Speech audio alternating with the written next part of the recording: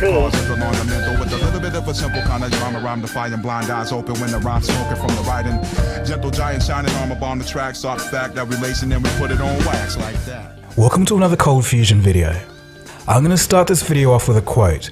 Henry Ford once said, "It is well enough that the people of the nation do not understand our banking and monetary system, for if they did, I believe there would be a revolution before tomorrow morning." I quote this because it encapsulates the fact that the contents of this video may be unsettling compared to the videos that I normally make. I still feel compelled to make this video because I've been exploring the financial world for the last 4 years and it's definitely given me a more complete view of the world. I want to share some of what I've come across with you guys. I'm also going to do a video about cryptocurrencies like Bitcoin in the future, and to understand why Bitcoin and other cryptocurrencies may continue to rise, it's critical that you understand the contents of this video. I hope that you find this topic interesting and that it inspires you to do your own research afterwards. Now, with that said, let's begin.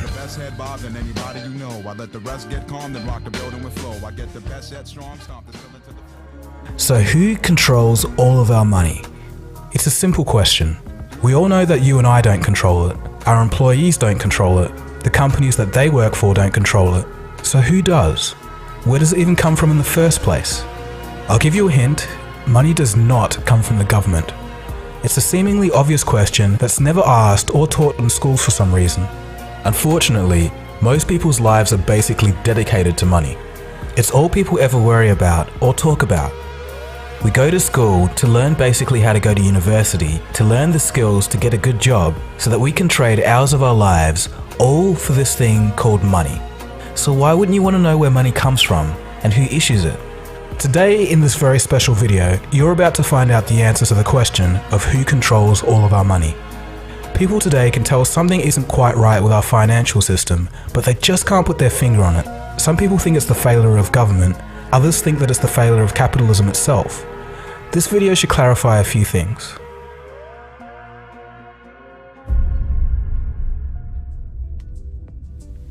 The year is 1694. And England had just suffered through 50 years of war.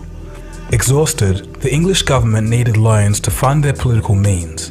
Brainchild of Scottish banker William Paterson, it was decided that a privately owned bank that could issue the money to the government out of thin air was to be the solution.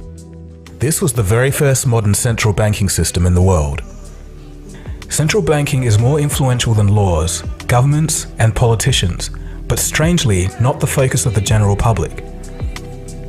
Fast forward to the early 20th century, and after 2 failed attempts, a group of bankers wanted to put a central bank in the United States of America.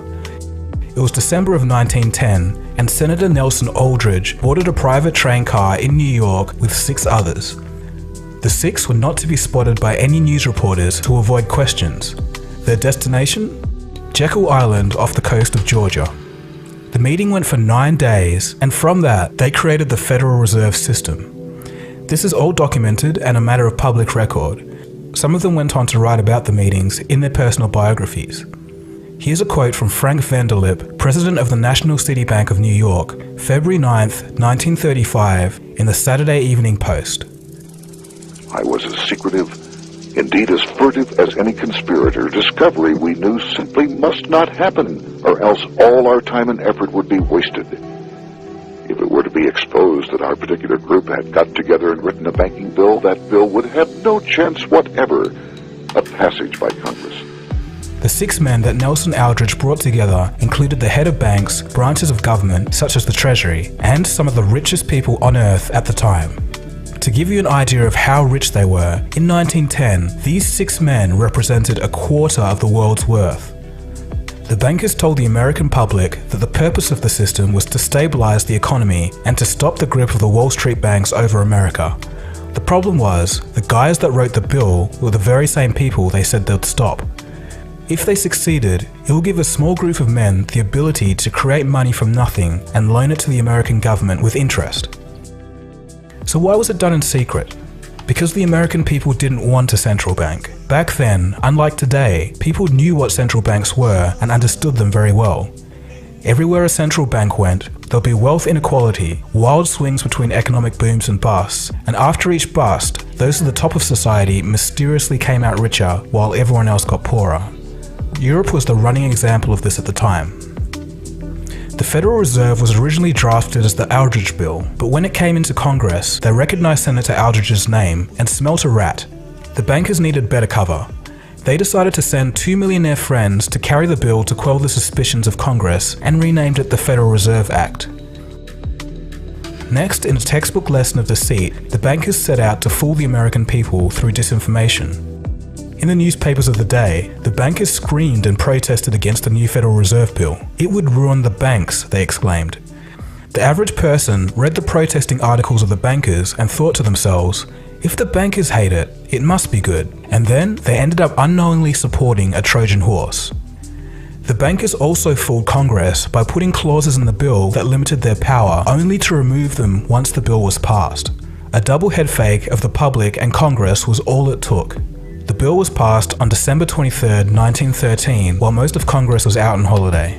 And with that, a small group had complete monopoly over the issuing and creation of American money.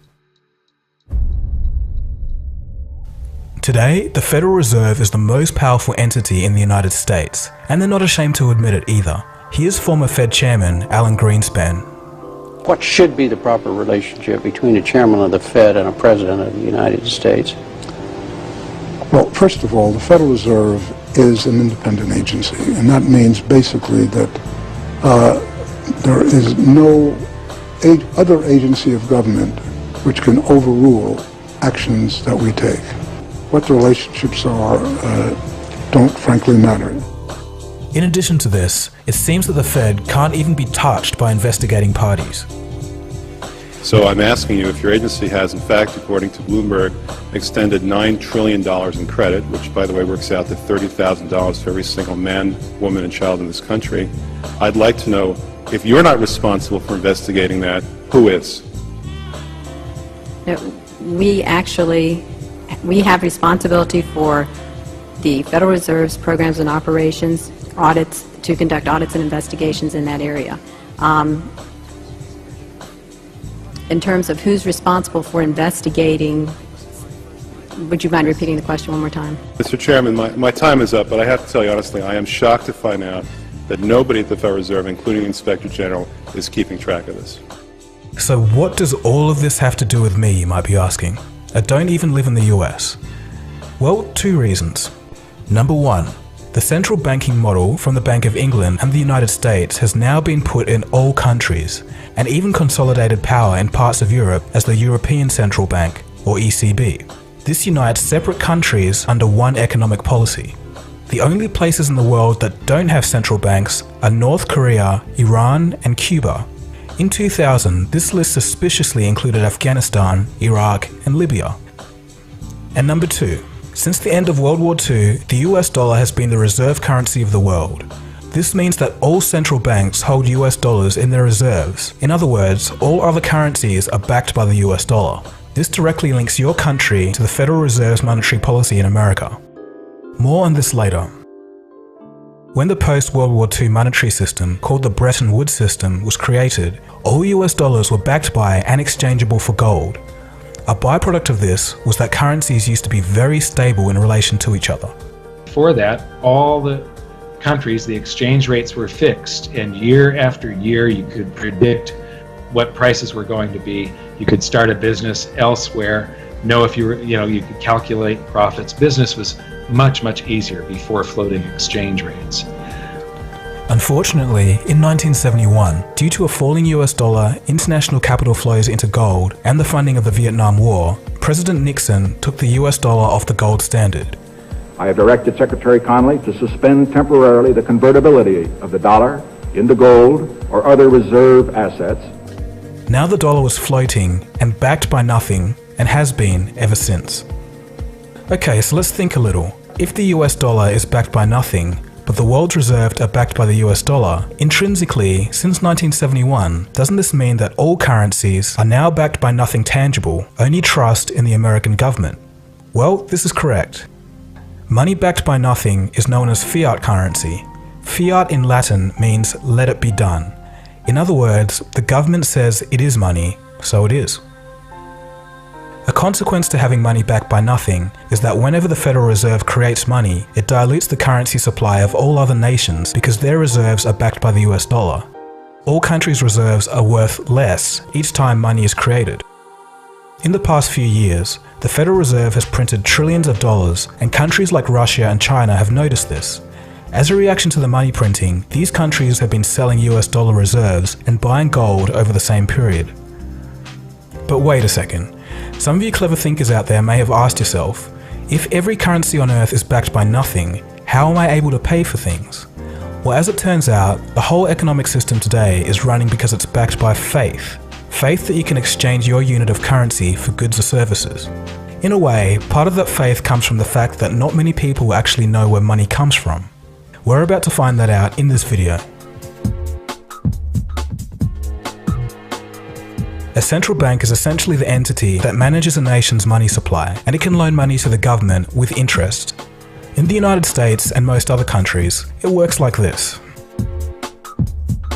When the government needs more money than they receive from taxes, they ask the Treasury Department for money.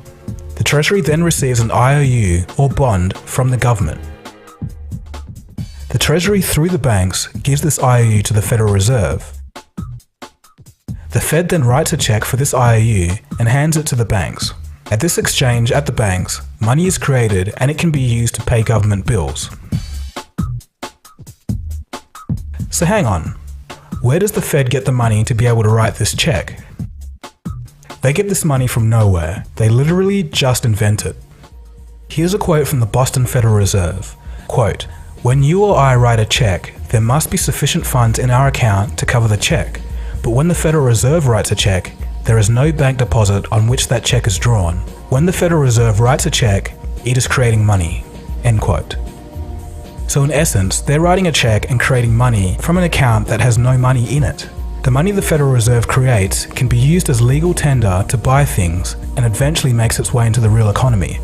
If you and I did that, we'd go to jail for fraud, but they can do it because they invented the system. This is the same system used throughout the world today. Another part of this money creation happens at the commercial bank side. Every time you take out a loan to buy a house, car, or TV, banks create money out of nowhere to give you this loan, and you still have to pay interest on it. And don't just believe me when I say that. Hear it for yourself from the horse's mouth, the people running the system. Graham Towers, former governor of the Central Bank of Canada, states, quote, "Each and every time a bank makes a loan, new credit is created, new deposits, brand new money." End quote. Paul Tucker, Deputy Governor of the Bank of England, quote, "Banks extend credit by simply increasing the borrowing customer's current account." End quote. So what they're basically saying is that each time the bank makes a loan, the bank doesn't use other people's deposited money and give it to you. It creates new money. In modern times, this means typing digits into a computer. 97% of all money is digitally created like this. Only 3% is the physical cash and coins that we carry. Another crazy thing that commercial banks can do is lend out 10 times more money than they actually have in reserves. This is called fractional reserve lending. So who wrote this ridiculous system into law? For the United States, it was part of the Federal Reserve System drafted in 1913. And again, this is the same system used throughout the world. So what's the issue? Why should I even care? Well, there's consequences. When more loans are given out, more money is created, and the rest of the money in circulation is worth less and less as the years go on. This is known as inflation. In a way, inflation is basically a tax that we all pay for the fraud of money printing. Easy money now in exchange for tax on our future generations. It's also why in 1950, a house used to cost $7,000 and a car, $2,000. Obviously, this is no longer the same today. Things will always keep getting more expensive as long as this system is in place. This was actually kind of okay because wages grew in relation to inflation until about 2008. Why this stopped happening is a story for another day. So things are already pretty crazy, but they get even crazier. The more you look into it, the stranger things become. So remember how we're talking about how central banks and commercial banks can create money out of nothing? This procedure actually does create something. It creates debt. Let me explain. When you take out a loan, it's written down as an asset in the bank as a negative form, kind of like a negative value of money, or otherwise known as debt. Under this system, debt is actually money. And again, don't just listen to me. Mariner Eccles, former governor of the Federal Reserve, states, quote, "If there were no debts in our money system, there wouldn't be any money." So in essence, instead of gold being the backbone of our economy, it's now debt. The system we're under now is sometimes referred to as the debt-based monetary system. It requires that debt always grows. Countries and people must become deeper in debt so that there's more money in the system, because remember, debt is money. If people and governments stop borrowing money and pay back loans, the debt doesn't grow, the money supply shrinks, and the system falters. It truly is bizarre, but we all live in this system each and every day. The Federal Reserve and other central banks control money by adjusting its supply and how much it costs to borrow money, otherwise known as the interest rate.